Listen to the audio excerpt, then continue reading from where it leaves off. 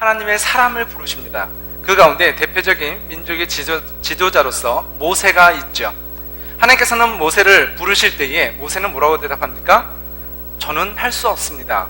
저는 부족한 사람입니다. 저는 말할 줄 모릅니다. 라고 얘기했잖아요.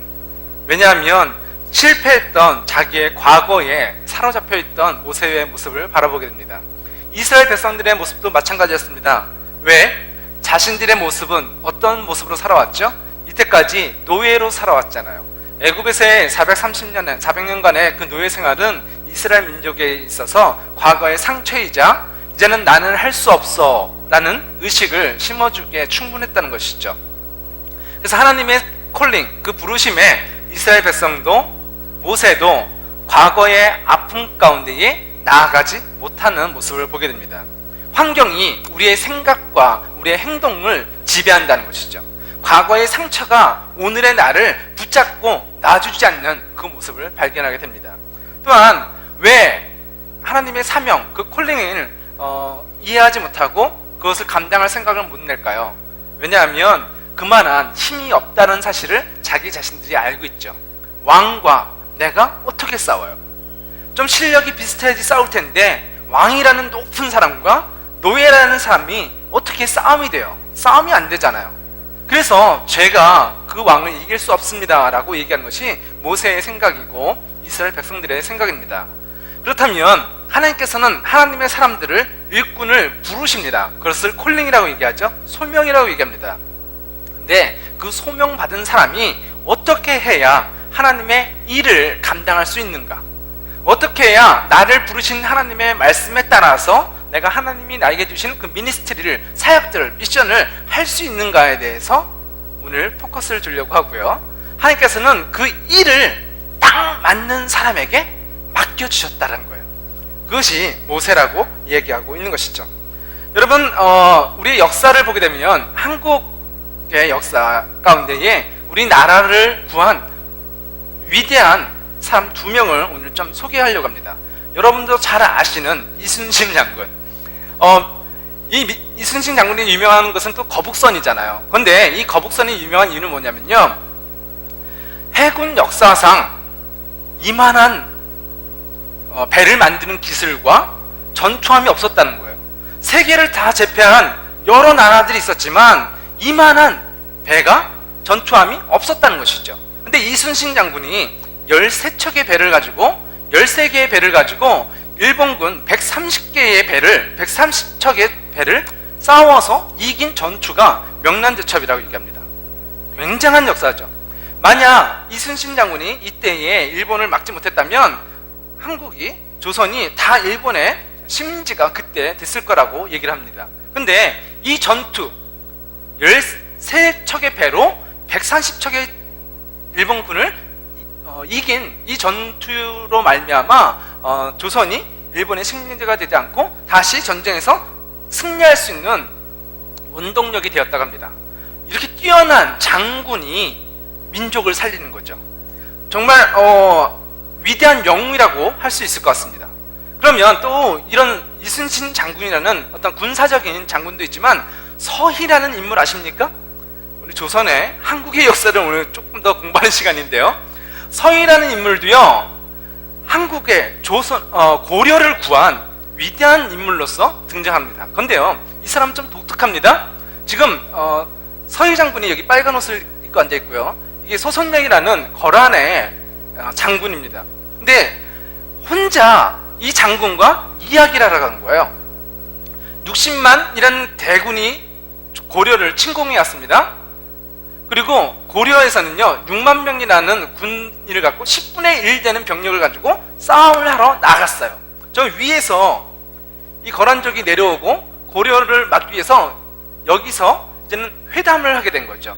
그런데 이 서희라는 장군이 이 거란이라는 그 나라와 협상을 하다 보니까 이 거란이 왜 쳐들어왔냐면요, 지금 송이라는 큰 나라가 있는데 지금 고려가 송과는 같이 무역도 하고 교제를 하는데 거란하고는 무역도 안 하고 교제를 안 하는 거예요. 그래서 쳐들어와서 여기 땅을, 원래 거란족의 땅이니까 땅을 내놔라, 그리고 우리 송과의 무역을 끊고 거란과 고려와 무역을 해라 라는 명분을 갖고 내려온 거예요.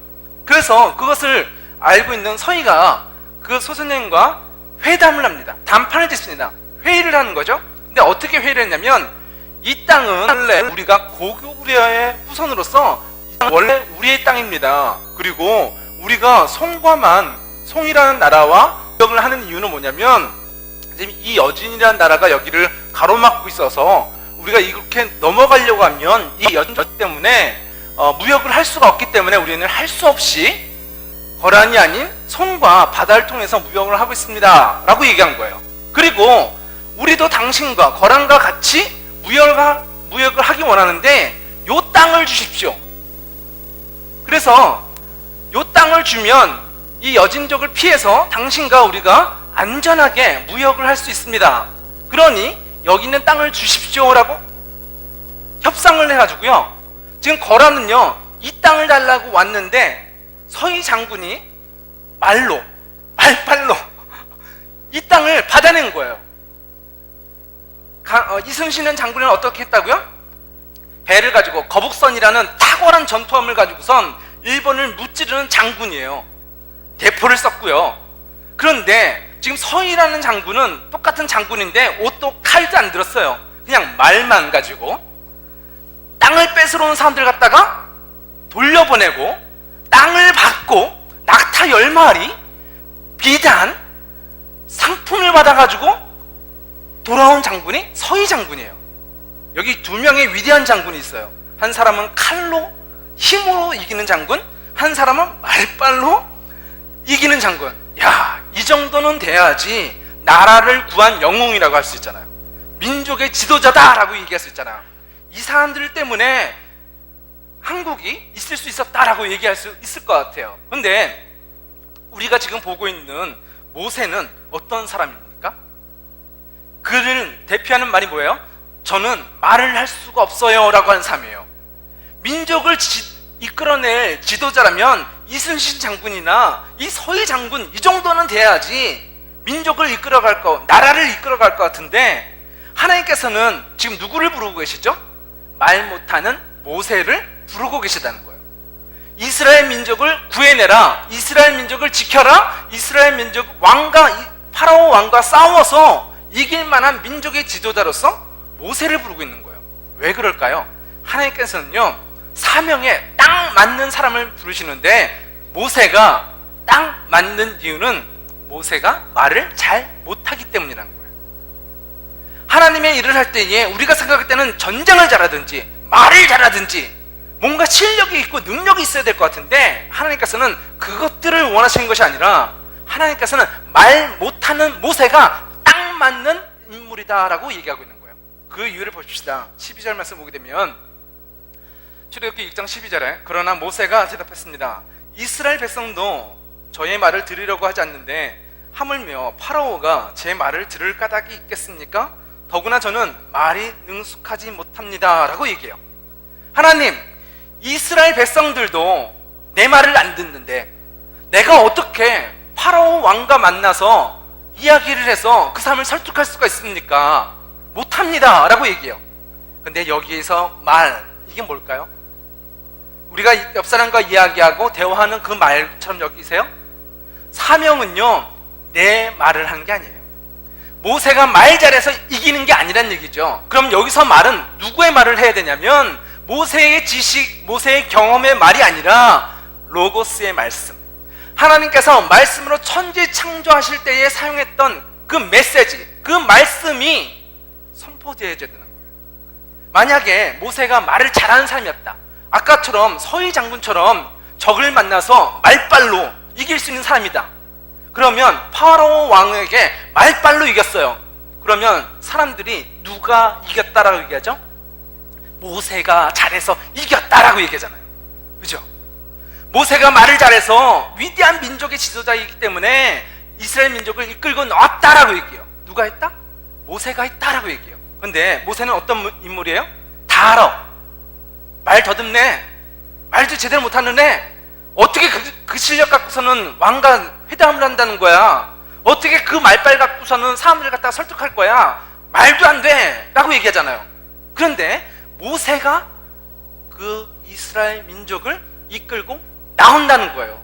왕과의 말에서 이긴다는 거예요. 그러면 말 못하는 모세를 이긴 것이 아니라 누가 이긴 것이다? 하나님이 하셨다는 것이 분명하게 드러나요. 모세가 말을 잘해서 이긴 것이 아니라 하나님이 모세의 편이 되시니까, 하나님이 모세를 들어 사용하시니까 왕을 이길 수 있었다라고 백성들도 알고 파라오 왕도 알고 모세 자신도 알게 되는 거죠. 그러면 하나님의 사명은 여기에 키포인트가 있는 거예요. 내가 말 잘해서 하는 것이 아니라 우리는 누구의 말을 하는 사람이다?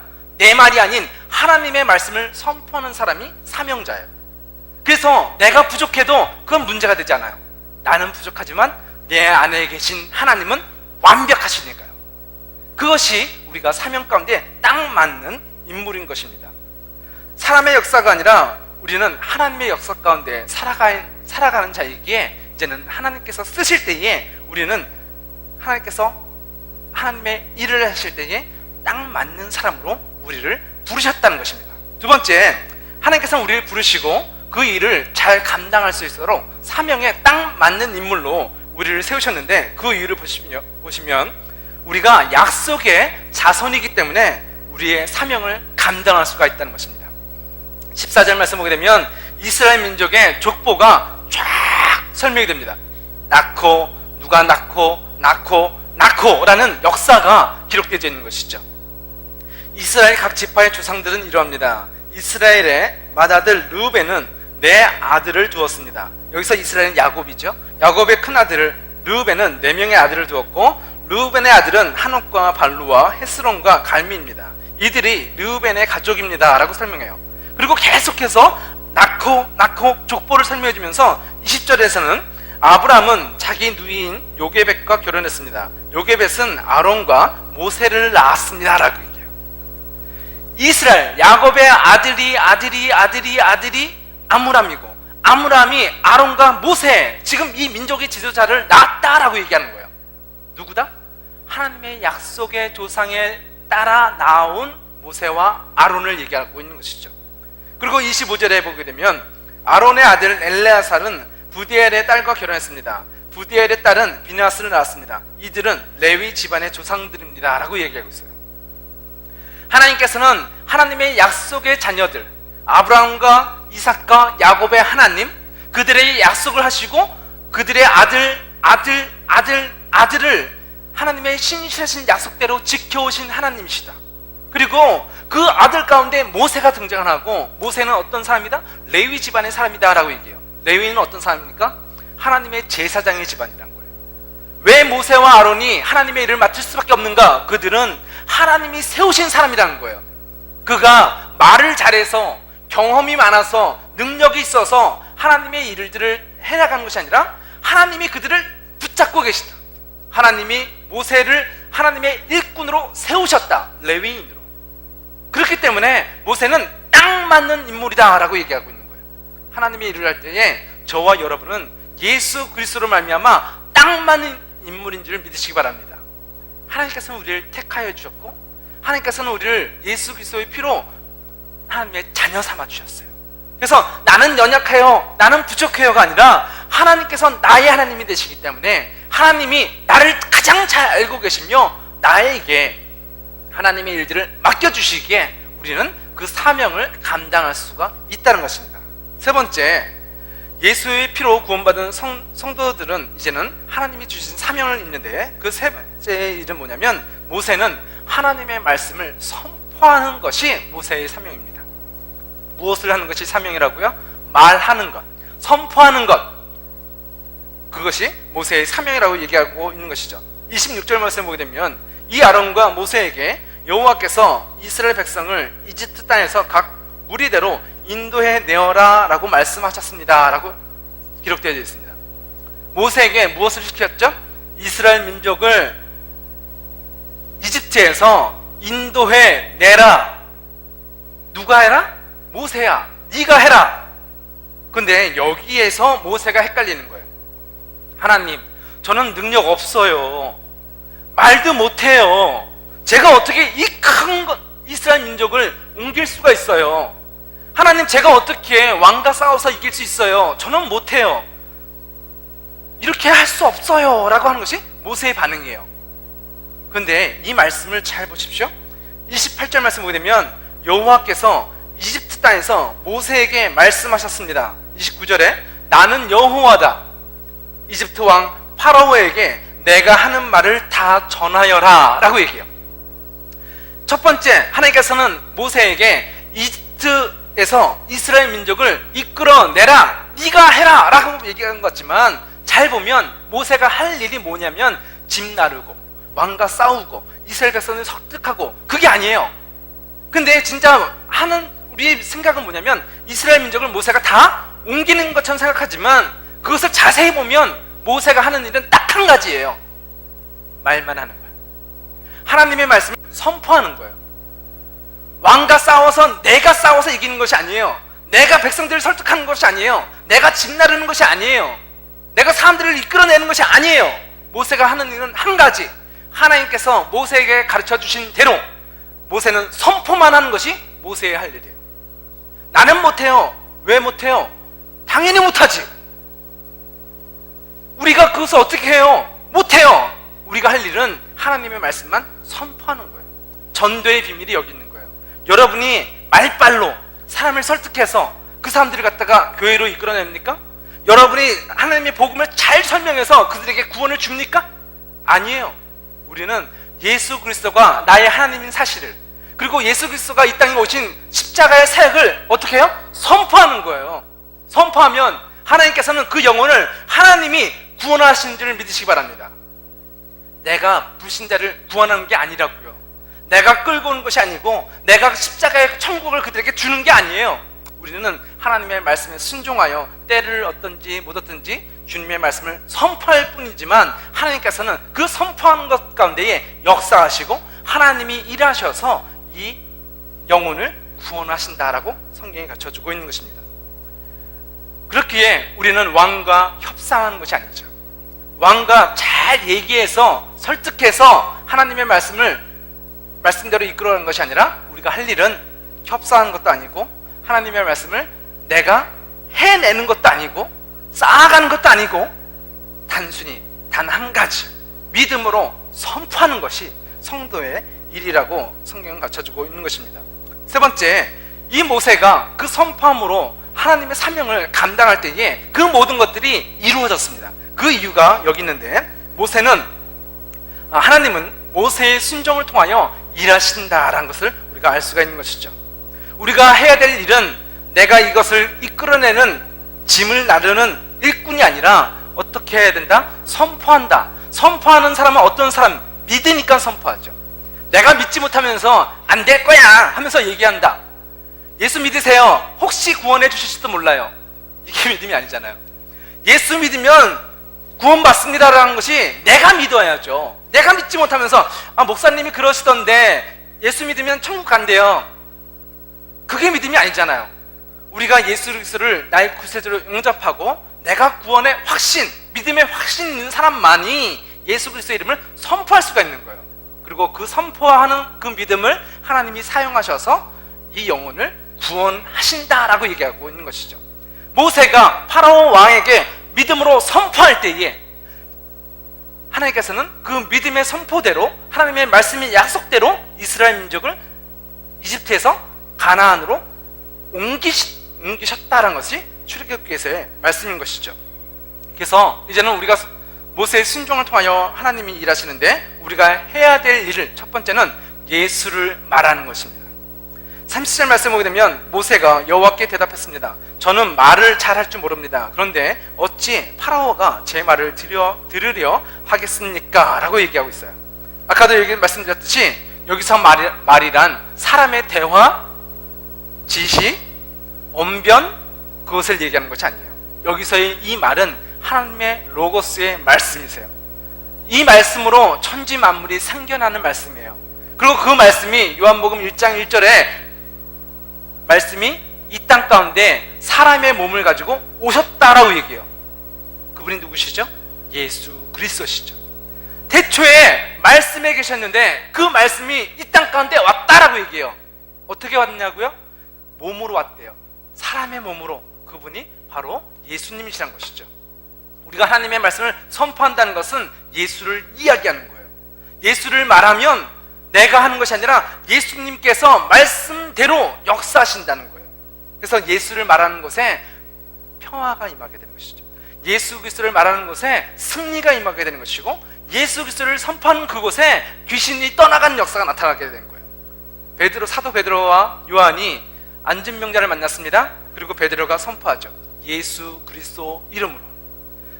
내가 금이나 은은 얻지만 내 안에 있는 예수 그리스도로 명령하니, 예수 그리스도를 선포하니까 그 안진병자가 일어나는 거예요.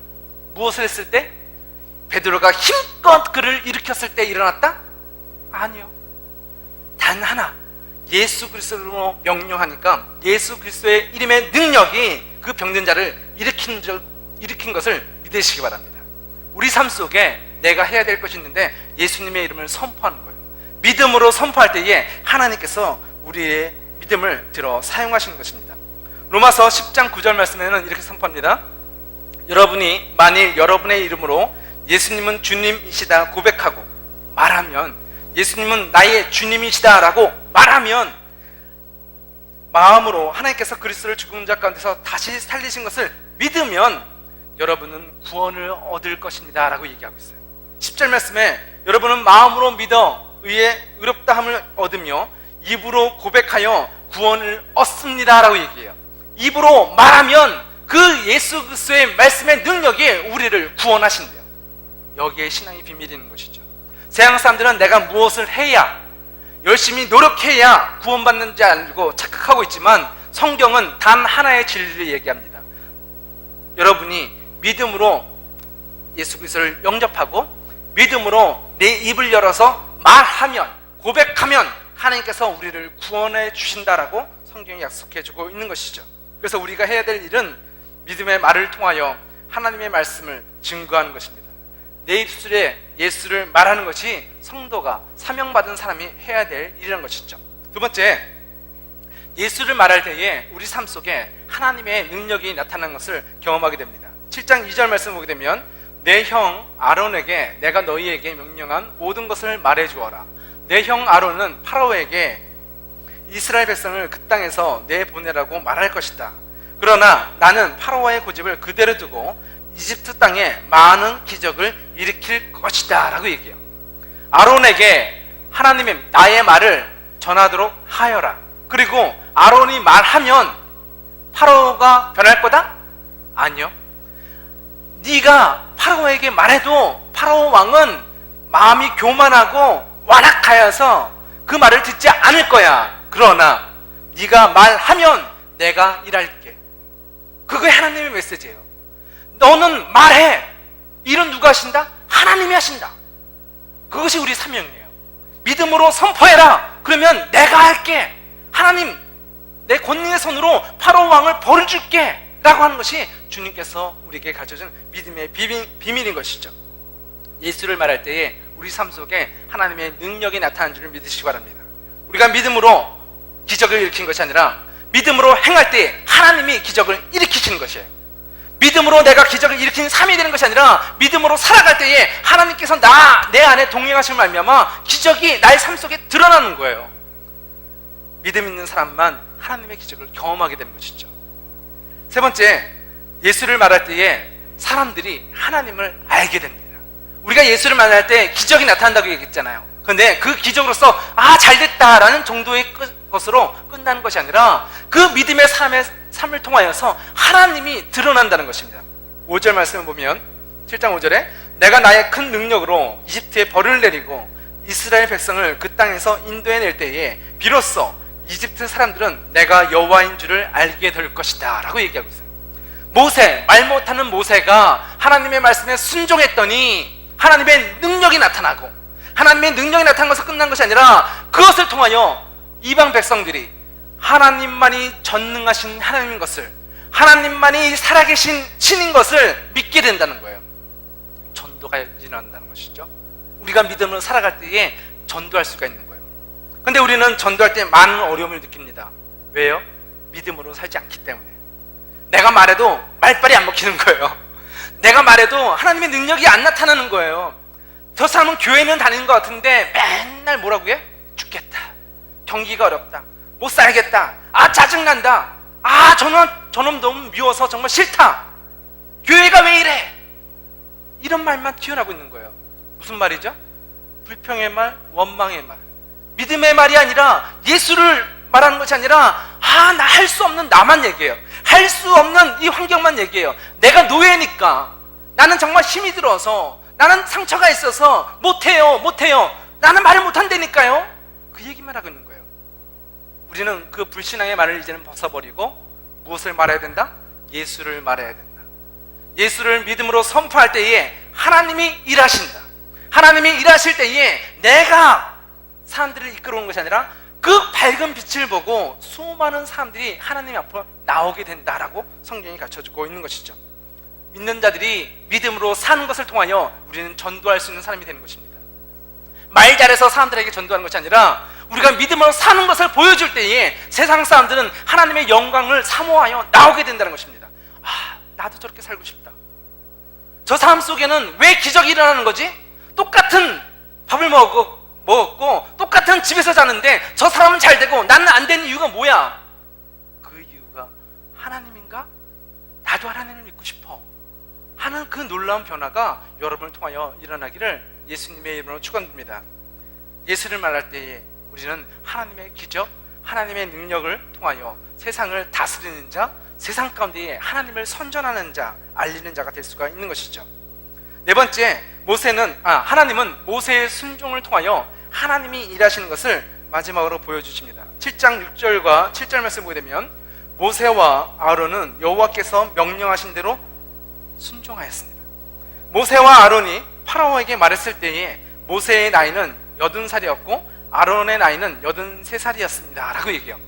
80세 된 할아버지가 왕 앞에 나아가서 이야기하고 있다는 것이죠. 하나님의 말씀을 선포하고 있다는 것입니다. 그런데요, 이것은 놀라운 장면입니다. 그의 목소리가 이스라엘 파라오의 궁전에 선포되어질 때에 하나님의 기적이, 하나님의 능력이 그 가운데 임하고 있다는 것이죠. 모세의 순종을 통하여 하나님은 일하십니다. 오늘도 말 잘하는 사람, 능력 있는 사람을 부르는 것이 아니라 믿음으로 하나님의 말씀을 선포할 자들을 찾고 계십니다. 우리를 하나님의 콜링 가운데 부르십니다. 근데 저와 여러분이 어떠한 모습으로 하나님 앞에 서 있습니까? 하나님께서 너희의 인생 가운데에 나의 메시지를 전하라 말씀하셨는데 우리는 여전히 저는 할 수 없어요, 저는 부족해요, 나는 지금 이거 시간이 없어요, 그런 변명으로 살아가고 계십니까? 하나님께서는 능력 있는 자, 시간 있는 사람, 재능 있는 사람을 부르는 것이 아니라 하나님의 메시지에 순종하여 나온 자를 오늘도 찾고 계십니다. 그리고 우리가 믿음으로 순종하여 주님, 저는 할 수 없지만 하나님의 말씀은 오늘도 살아 역사하시는 예수 그리스도의 이름은 오늘도 나의 삶 속에 기적이 되어 나타날 것을 믿고 오늘도 살아계신 주님의 이름을 선포할 때에 우리는 모세와 같은 기적을 나타내는 사람, 하나님의 능력의 통로가 되는, 민족을 구원하는 인물로서 쓰임받을 수가 있는 것입니다. 우리가 주님 앞에 이제는 믿음으로 고백합시다. 복음이면 충분합니다. 그것이 우리의 믿음의 고백이잖아요. 우리 삶 속에 예수님 한 분이면 충분합니다는 것이 우리의 믿음의 고백이잖아요. 그러면 그 믿음의 고백을 여러분의 가정 가운데서, 어려움 가운데서 선포하십시오. 어려움이 왔을 때에 우리가 죽겠다, 못 살겠다, 힘들다 라는 불신앙의 말이 아니라 예수님의 한 분이면 내가 매를 맞아도 충분합니다. 그것이 스데반의 고백이잖아요. 스데반은 돌에 맞아 죽어가면서도 그가 천사의 얼굴을 하고 웃었어요. 왜요? 살아계신 하나님을 바라보기 때문에, 예수님 한 분이면 충분한 사람이었기 때문에 그는 죽음의 위협 속에서도, 그 죽음의 고통 가운데서도 소망을 잃지 않고 살았다는 것이죠. 못 살겠다 외치는 자가 아니라 하나님을 바라보니까 그는 소망을 잃지 않았다는 것이에요. 여러분의 삶 속에 하나님을 바라보고 계십니까? 혹시 소망이 없다면 여러분의 시선이 하나님을 바라보고 있는지 다시 한번 점검해보고 이제 하나님의 말씀에 순종하여 하나님의 기적과 통로가 되시는 저와 여러분이 되시기를 예수님의 이름으로 축원합니다. 기도하시겠습니다.